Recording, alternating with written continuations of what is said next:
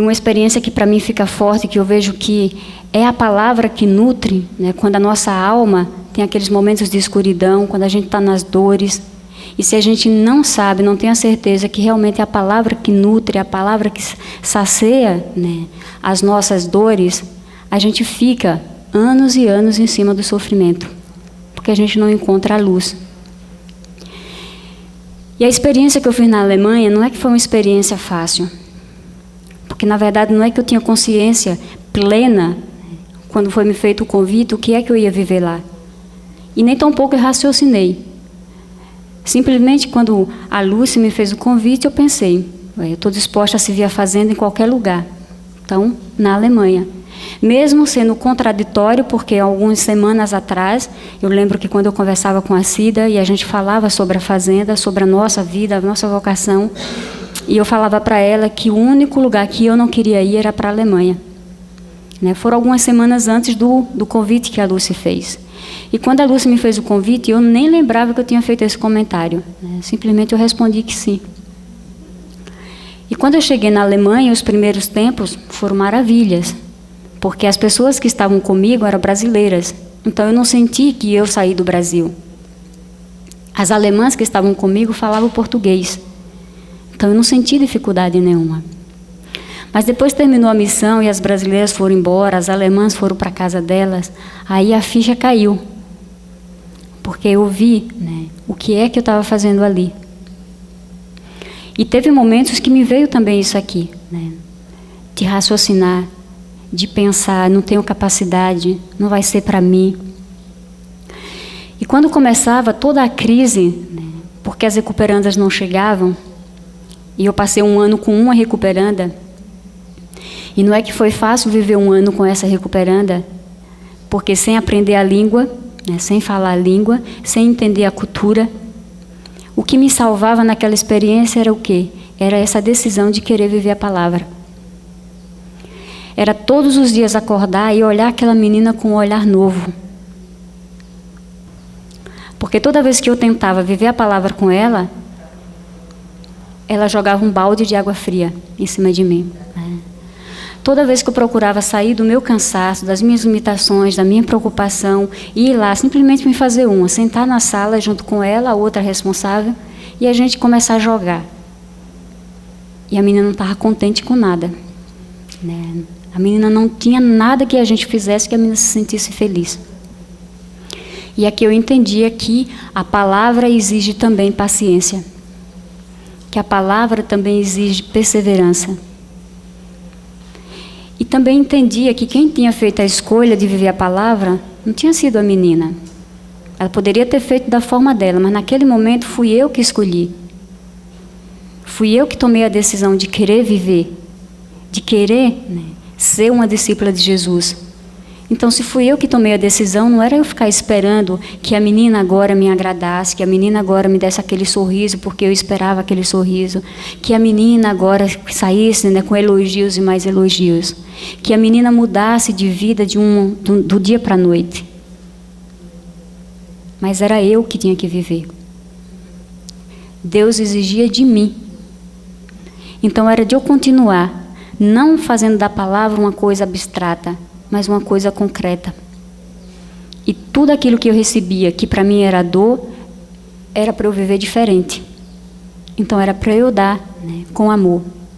Ela gostava muito de andar, né? Então toda vez que a gente terminava o almoço, naquele frio, né, na neve, eu particularmente eu queria o quê? Deitar, esquentar um pouco. Mas ela gostava muito de andar. Eu renunciava a isso aqui. E ia andar no gelo, que nunca tinha costume. Ia andar no frio com ela. E depois eu voltava para casa e me dava uma alegria tão grande. E aqui eu entendia realmente o que é, né, o efeito da palavra na nossa vida. Porque não me importava se ela estava contente ou não. Se ela reconheceu que eu fiz aquele ato de amor ou não. Para mim o que importava era a alegria, a paz que eu sentia dentro do meu coração. E todas essas experiências me davam motivação para continuar vivendo. A palavra, se a gente também vive no pensamento de que é um fracasso, porque a gente dá tudo, porque muitas vezes a gente dá o tempo, dá o nosso cansaço, das nossas limitações, a gente quer ir além e a gente não vê o resultado. Porque justamente a palavra, para ser vivida, a gente tem que ter esse tempo de Deus. Ela não acontece, né, milagrosamente. Porque com a palavra, a purificação tem que começar dentro de nós. E o outro é esse instrumento onde ajuda a essa purificação. E a palavra também dá o equilíbrio. E aqui eu lembro também de uma experiência, assim, no sentido da própria vergonha, né, porque eu me sentia envergonhada, né, tanto tempo já na Alemanha, não conseguia aprender o alemão. Depois o César chegou junto comigo, um mês antes de mim, né, e o César aprendeu o alemão rápido. Né, o César já começava a dar, né, as pregações, o César já se virava sozinho. E claro que humanamente para mim era vergonhoso, porque o César aprendeu e eu não. E muitas vezes eu me deparei, se eu fico nesse meu limite e penso que eu não tenho capacidade e fico presa e tenho atitude como aquele gato de ficar no meu cantinho, porque o César, toda vez que saía, o César me convidava para ir junto com ele. Né? E posso dizer assim, a palavra também faz a gente se sentir amada. E quando o César me convidava, a tentação que tinha dentro era de dizer não. Porque eu sabia, se eu vou com o César, o que é que eu vou ficar fazendo lá? Né?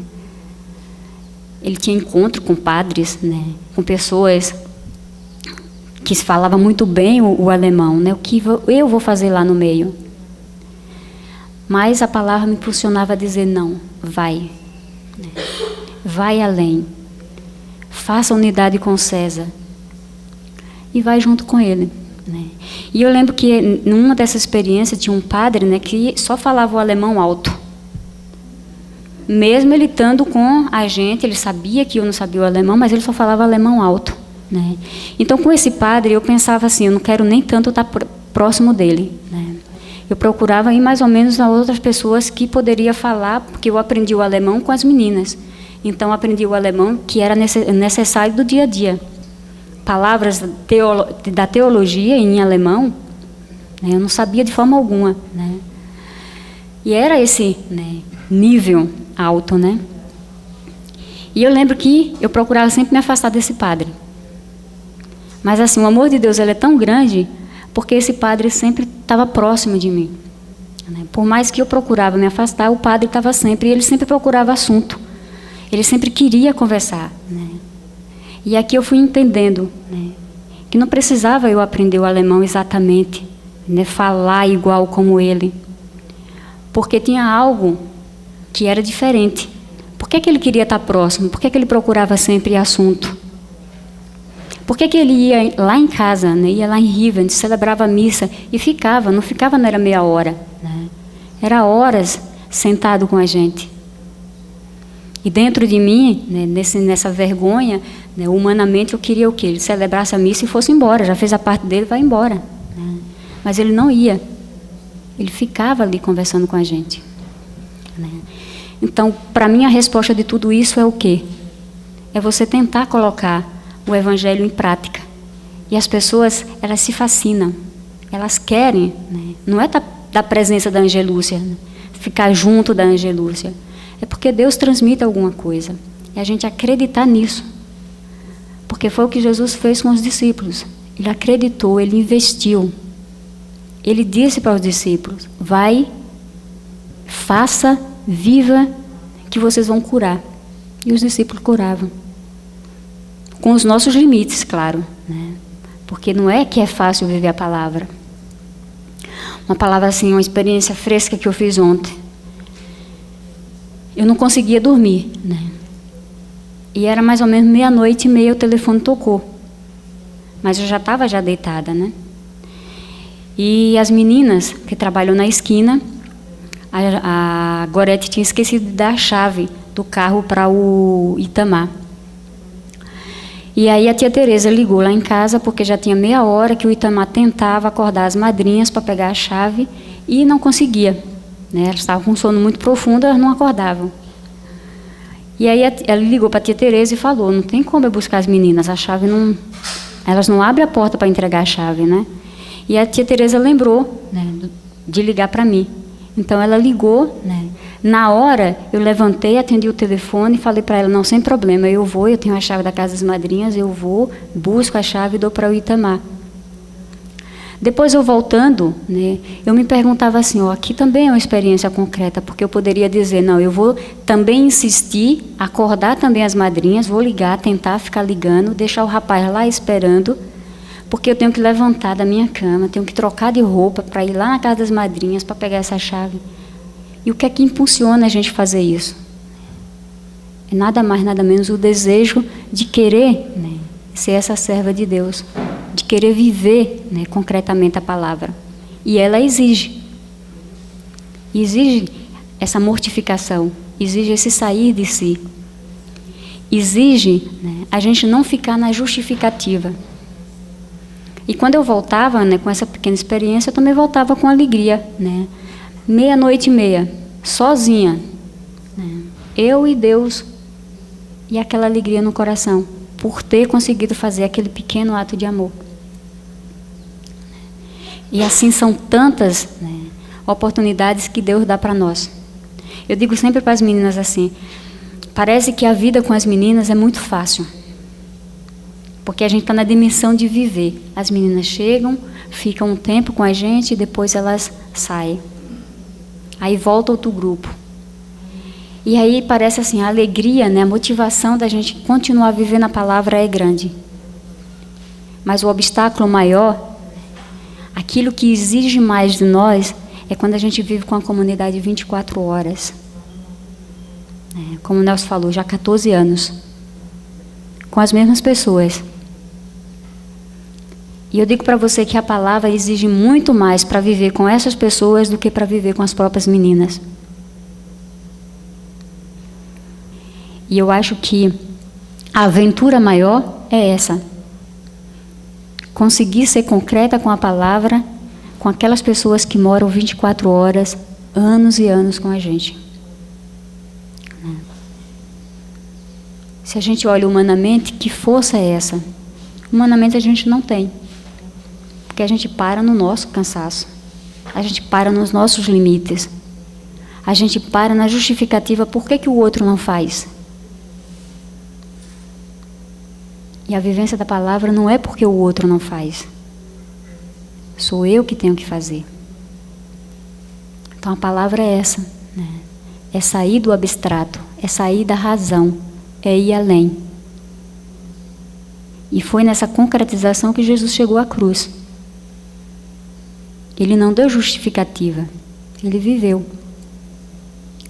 Quando eu lembro também, quando eu comecei, né, a nascer, a renascer de novo na vida espiritual, a experiência maior que eu tinha que fazer, o desafio maior, era com meu próprio pai. Era aceitar o meu pai do jeito que ele era. E entendia que a gente não se combinava porque a gente era igual, tinha quase a mesma personalidade. Na minha terra diz, 2 bicudos não se beijam.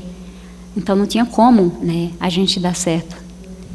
Mas quando eu comecei a descobrir, eu entendi que não adiantava eu querer viver a palavra com a Igê. Eu tinha que concretizar primeiro em casa com o meu pai. E quando eu lembrava que eu ficava esperando, porque o meu pai era o chefe, então ele é o pai, então é ele que tinha que vir, ele tinha que dar o carinho, ele tinha que perguntar. E quantas vezes eu fiquei na espera, esperando que meu pai me perguntasse como tinha sido o dia na escola, o que é que eu precisava. E o meu pai não fazia. E aqui eu ficava nessa dor dentro, né, e remoendo, ficava nesse ressentimento, porque eu via os pais das minhas colegas ser diferentes, e aí eu questionava Deus, por que o meu pai não é igual ao pai da minha colega? E quando eu descobri a potência da palavra, eu percebi, tá, se você quer que seu pai ame, então por que você não ama? Se você quer que teu pai venha e te faça carinho, por que você não vai e faz um carinho para o teu pai? E eu posso dizer assim que foi a experiência mais forte e concreta assim, da minha vida, né? Porque eu lembro que no Dia dos Pais, eu tomei a decisão, hoje eu vou dar um presente para o meu pai. Só que eu não vou na loja comprar alguma coisa. Eu vou fazer no meu pai aquilo que eu gostaria que ele fizesse para mim. Então eu vou dar aquele beijo no meu pai. E eu lembro que eu tremia para dar esse beijo. É meu pai, né? Mas eu tremia para dar aquele beijo, porque era um passo, era uma decisão que eu tinha que tomar. Mas também eu sinto que depois que eu tomei a decisão, né, as coisas se tornaram mais leves, mais simples. Porque no fundo quem complicava era eu, não era ele.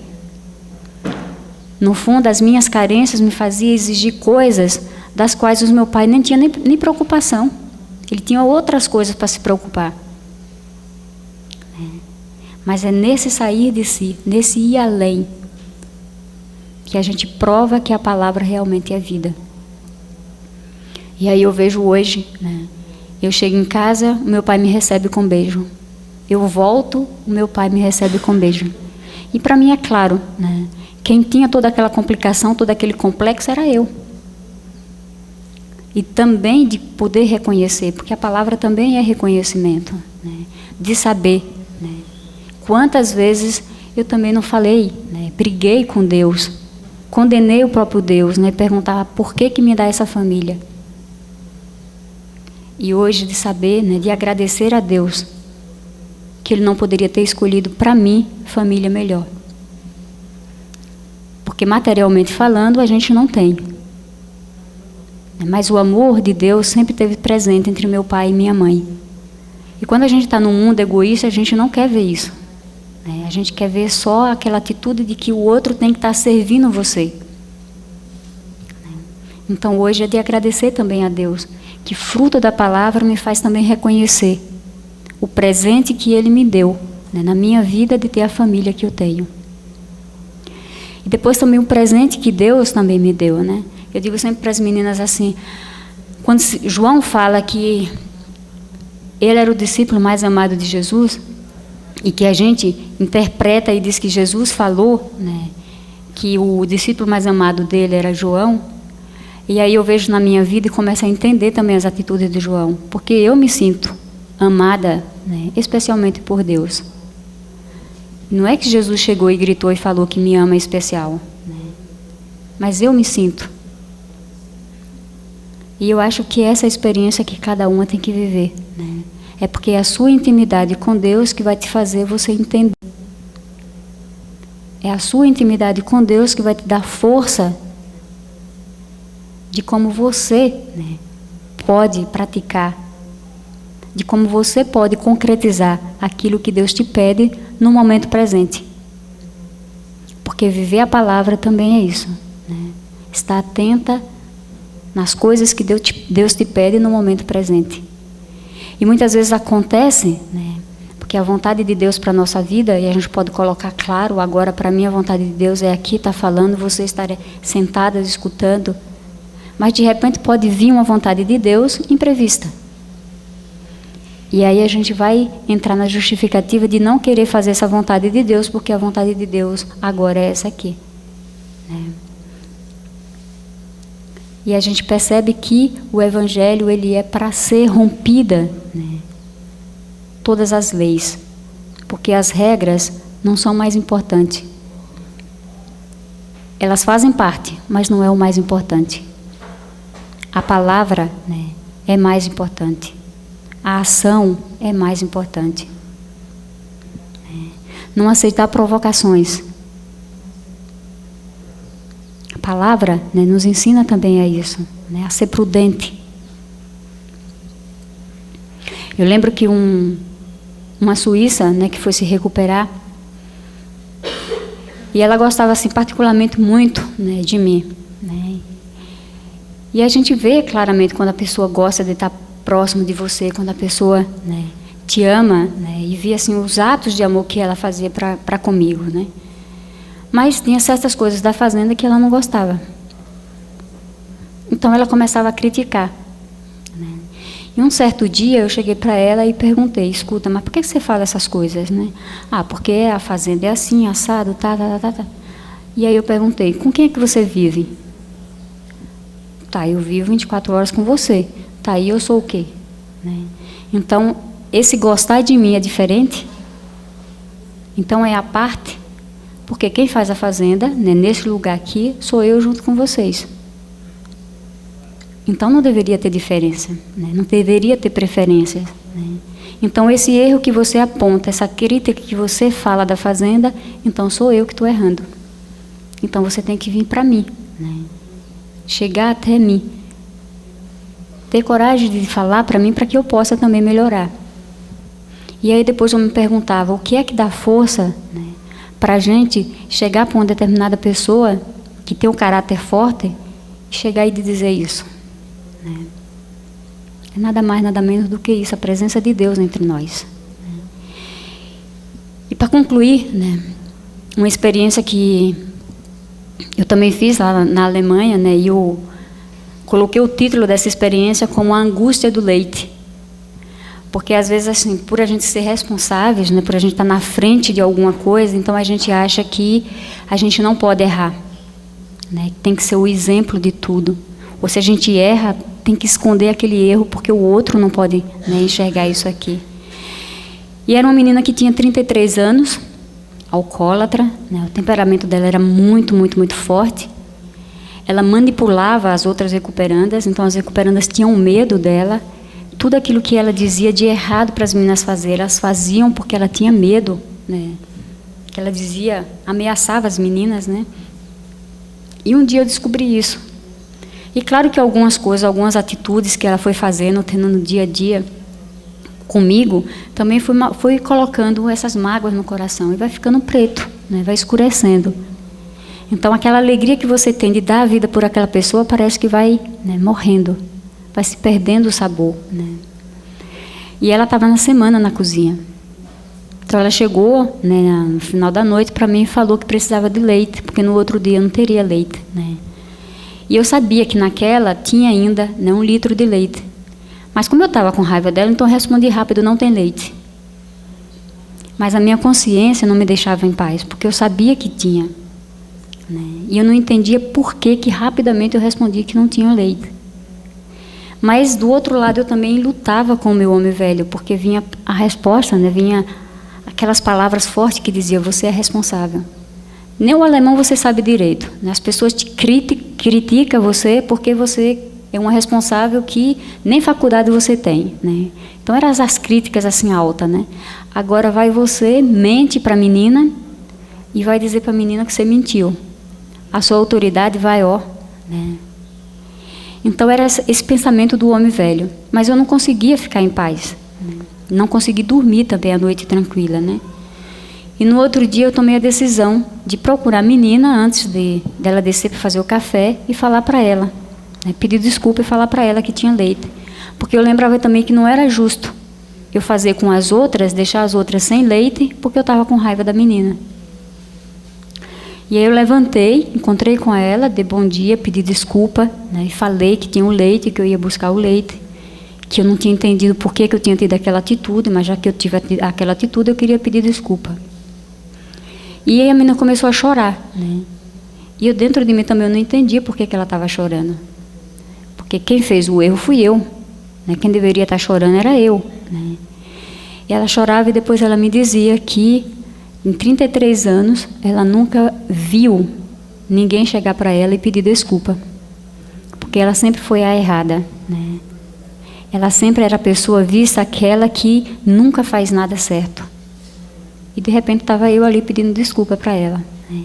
E aqui nessa experiência me fez ver que não é a autoridade, entre aspas, que te dá força, é a autoridade no amor, né, que te faz vencer todas as barreiras, né? Então, queria assim, como o Evangelho de hoje também fala, né, vai ter uma frase lá que fala da palavra, né, e a palavra, ela dá a vida eterna, que a gente não desanime, né, que a gente tenha força, a coragem de ser concreta, não ficar só, né, na teoria da palavra, mas na prática da palavra. E Deus dá a oportunidade para todas nós.